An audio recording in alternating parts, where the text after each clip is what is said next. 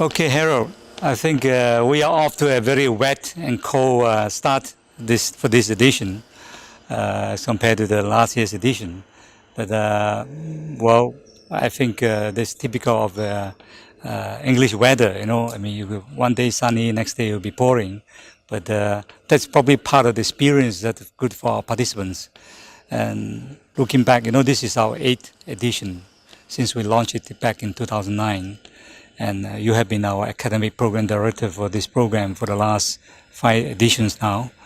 And so it is really a very, I think, to us, it's a very rewarding kind of journey over the last 10 years, putting this program together with Cambridge Judge.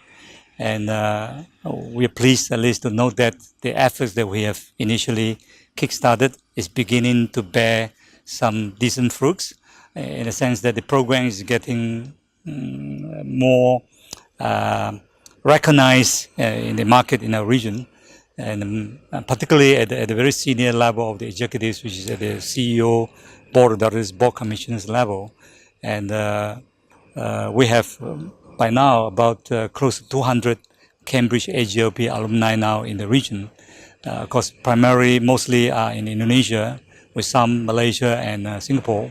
But over the last few editions, we also beginning to get participants from other countries like Thailand, Philippines, Myanmar and Laos. So really going forward, our challenge is trying to enroll more participants from the other ASEAN countries other than Indonesia and Malaysia and Singapore. So for this particular edition, we have a unique situation of having the entire Indonesian group, and also is the all-male kind of participants. So, but notwithstanding that, I think it is still a very good crowd, right? Because in terms of the seniority, they're all at a very senior level, and also I think the spirit of wanting to learn and to share, I think was obviously quite transparent. Over the last couple of days we spent with them. So what I thought would be useful, perhaps, is speaking in your role as the AGLP Program Director, maybe just a little bit of reflective kind of thoughts, over the last, 5 editions that you've been involved in this program, and what do you think are some of the insights that you think probably, that you think would be useful to share with us? Right. I think when we're talking about the designing of the program, there are many factors to take into account.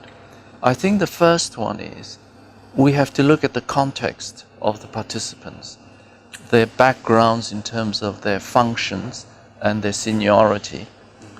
And the second aspect to look at is what are their needs? Because even with a similar level of seniority, they will have different needs. Right. So we will try and find a common denominator. And I think the third thing is that we have to look at how relevant is the program for them, because they come from different functions, different industries. So these are challenges when designing the program. Right.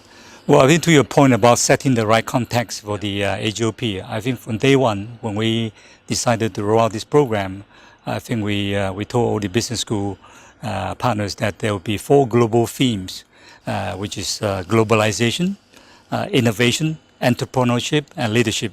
And we felt that these 4 global themes would be quite a common kind of themes that will apply to any leaders at that level of seniority, whether you are in the public sector or you're in the private sector, across industry even for the matter. So that's why we intentionally want to make this a bit high level. And we always remind ourselves and also manage the expectations of our participants that this is not really a mini MBA crash program. Right. So what we hope to achieve is within that period of the 1 week they spend in Cambridge or elsewhere, they have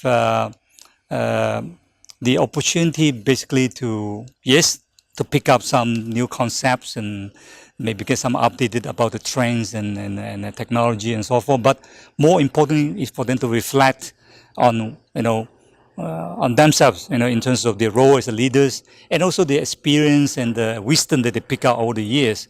So there's a lot of peer sharing and learning kind of element that built into this program.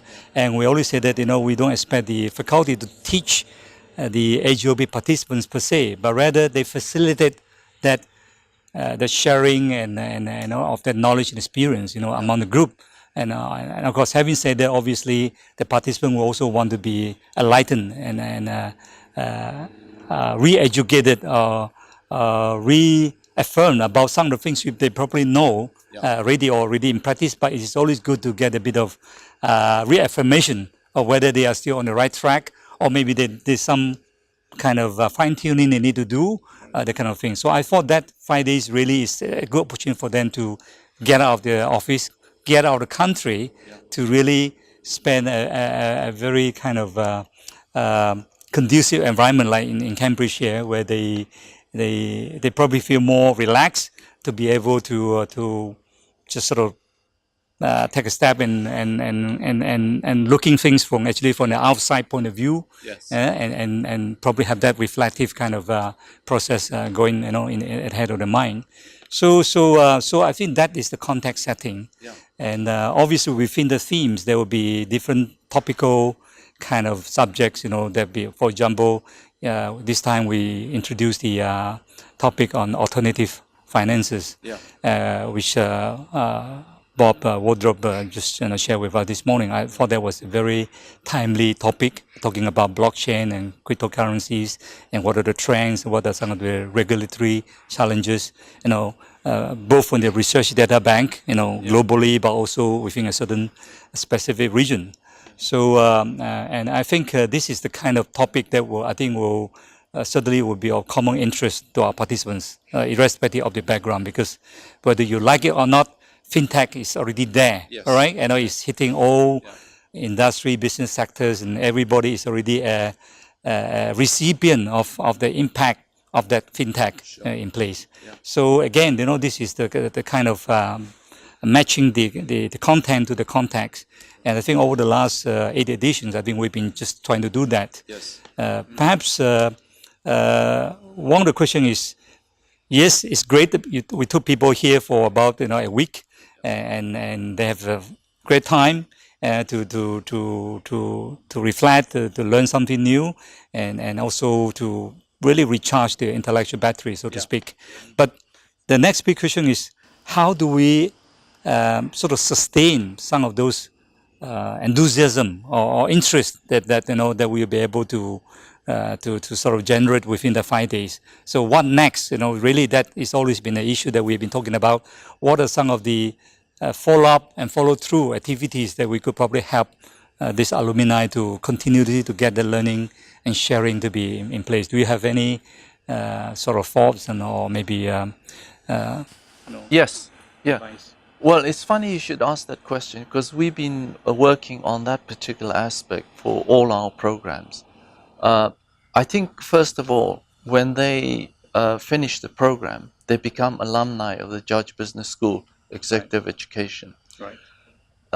Secondly, we are embarking on a series of alumni activities across the ASEAN countries, where we want to have a once a year event, get them together.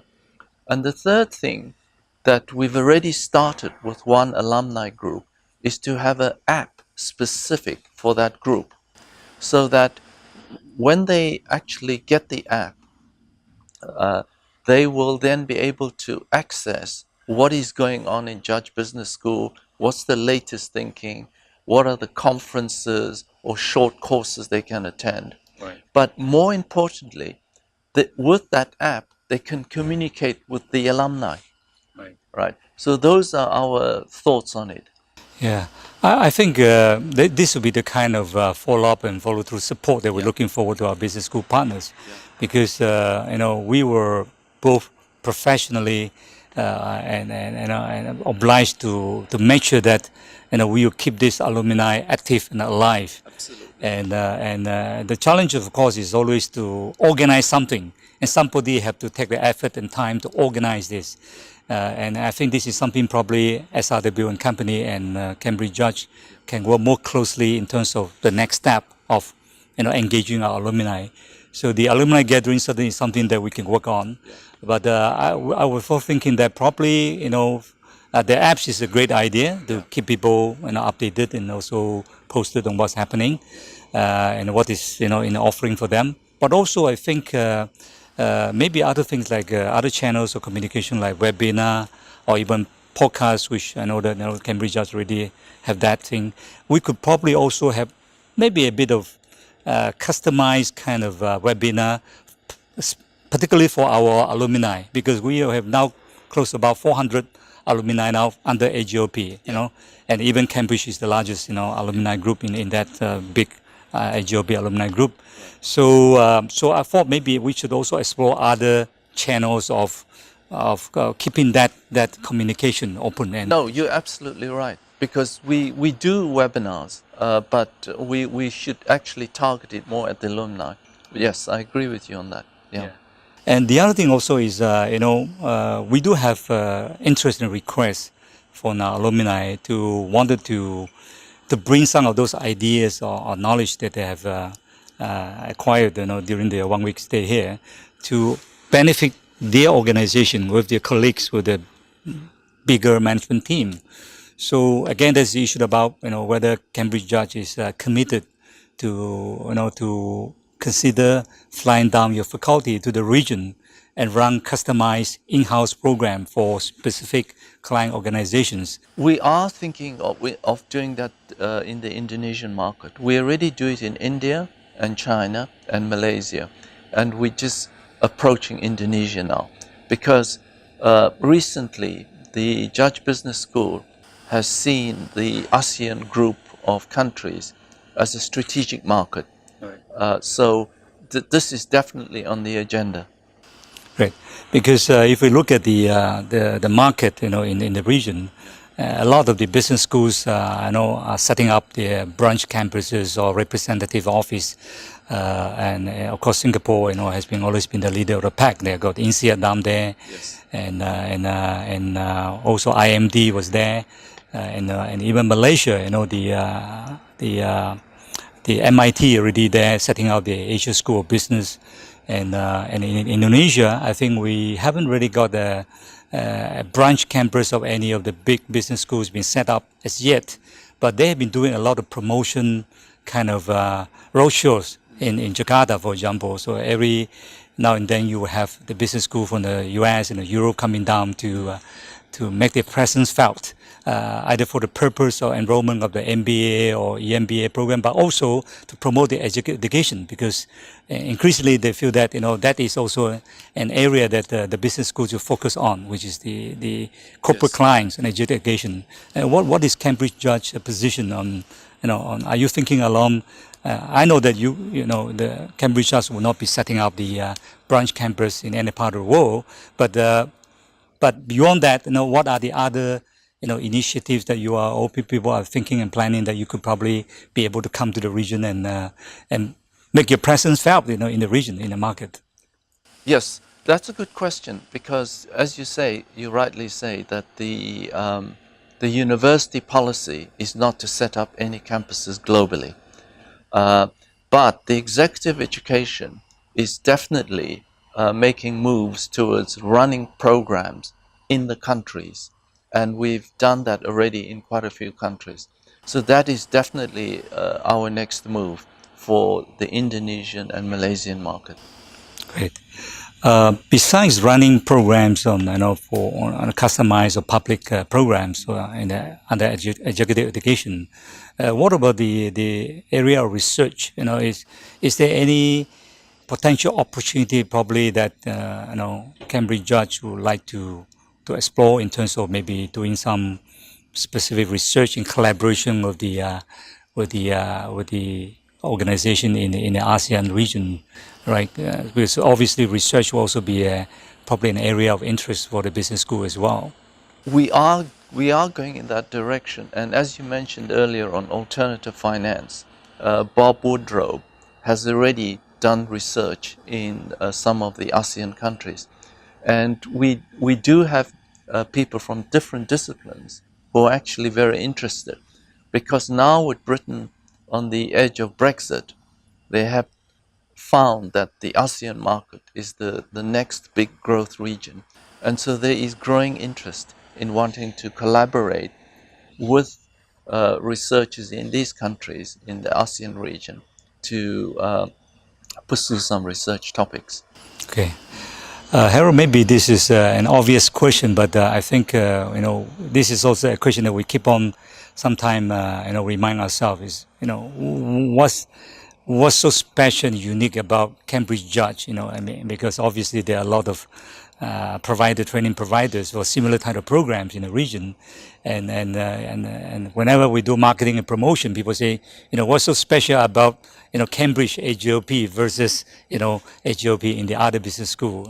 Again, this is probably a question that we would like to have your thoughts and your comments on what differentiate Cambridge Judge as a business school, and also in particular context of this program that we're designing. What are the unique kind of thing that you think that make this program a little bit extraordinary compared to the rest in the market?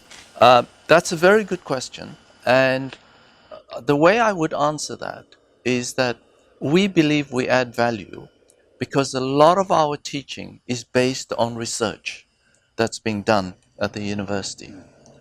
And secondly, a lot of our programs are problem-solving programs. They're not developing skills or competencies. And I think those two factors have enhanced our reputation globally. Apart from the fact that Cambridge is also a very well-known university. And we also like to believe that a lot of our programs actually stimulate thought, challenge people's assumptions and DNA, and actually make them reflective. And a lot of our methodologies in teaching is actually to cover those three areas. Harold, I think we talk about having our program as a platform for our participants to do a lot of reflective kind of learning and sharing. I think probably this is also a relevant question for both of us, representing our respective organizations. We have been, in partnership all the last 10 years now, since 2009, putting together these bespoke custom programs over the last 10 years. And obviously, the fact that we are able to continue to sustain our relationship over the last 10 years means that, we must have done something right? And perhaps, from your perspective, we've been very much involved in working with us in putting together this program. What are some of your reflections in terms of the way we work and, how perhaps from there we could better, kind of improvise our relationship to a next level of excellence? So we'd like to hear your thoughts. Well, I think the fact that we've been together for 8 years now, going on for 9, is a good testimony to our relationship. We value your contribution. We find it very positive and productive. And also, there's a respect for each other's contributions to the development of the program. And I think those speak for themselves. And we would like to continue our collaboration with SRW because we find you a reliable partner and a very positive partner. Thank you for the compliments. I think probably if I could just add on, I think equally, I think we have enjoyed this partnership tremendously. I think it's been very professionally managed. As you said, there are a lot of mutual respect, both on a professional and personal basis. Of course, over the years, we have, even on a personal basis, we get to know each other better. Absolutely. And that makes, our effort of working on this program even much more, smoother process. But the point that I really want to highlight is that the competition is getting more intense in the market, and obviously, there is a need to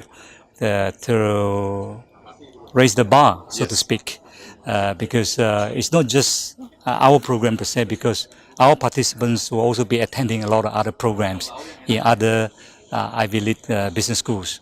So they have a lot of expectations to make sure that we keep to certain minimal standard and quality, and more often than not, they'll say, look, we should be exceeding the expectation and not just to meet the expectations per se.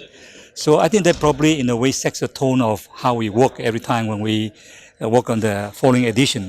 We challenge each other, and we draw on the feedback from the participants and also on would-be participants as well.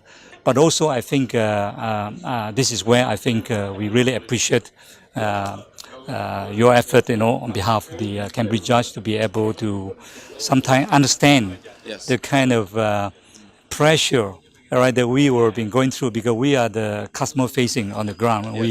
We have to be able to market and promote this and enroll the participants.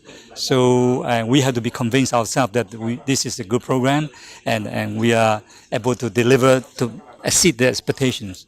So that conviction had to be really be very strong on our part, right? So I think in that sense, we are really raising the envelope, pushing the envelope, to speak, every time. And I think, again, from our experience, the response has been very positive on the part of Cambridge Judge. I think we would like to say that our criticism has always been constructive. Oh, absolutely. Because we always wanted the best for our participants. So I fully agree with you that actually has helped us to continuously be able to improve the design and delivery of program. And we hope with that note we will continue to be able to work in that same proven kind of approach to deliver even better program to come. We hope so too. Right. Thank you. Thank you, Harold.